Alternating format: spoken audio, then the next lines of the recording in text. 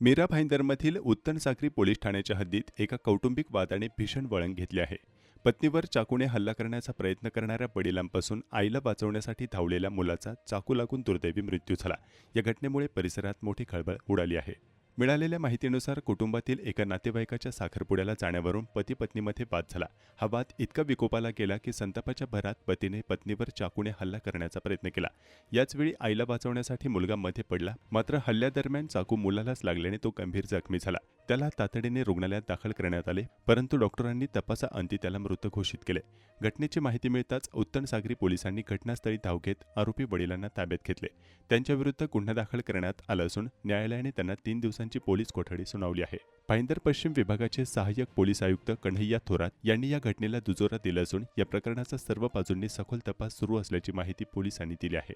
पूनम बिंदेश कुमार सोनी या आहेत. त्यांनी सांगितलं की त्यांचे आणि त्यांच्या नवऱ्याचं म्हणजे बिंदेश कुमार काशीप्रसाद सोनी यांचं घरगुती भांडण झालं आणि त्या भांडणाच्या दरम्यान या आरोपी जो आहे बिंदेश कुमार काशीप्रसाद सोनी याने तिच्या अंगावर हल्ला केला चाकूने आणि त्यांचा मुलगा जो आहे अभय, त्याचं वय वर्ष आहे 24, हा मध्ये त्यांना त्याच्या आईला वाचवायला गेला. तर त्यावेळेस आरोपी त्याने रागाच्या भरात तो चाकू त्याला मारला आणि त्याला तो जखम झाली आणि त्याच्या अतिस्रावामुळे किंवा त्याच्या अंतर्गत रक्तस्रावामुळे त्याचा मृत्यू झालेला आहे. फिर्यादी आणि आरोपी हे त्यांच्या भाच्याच्या लग्नाला गेले होते आणि लग्नावरून आल्यानंतर रिसेप्शनला जायचं होतं आणि रिसेप्शनला ते गेले नाहीत.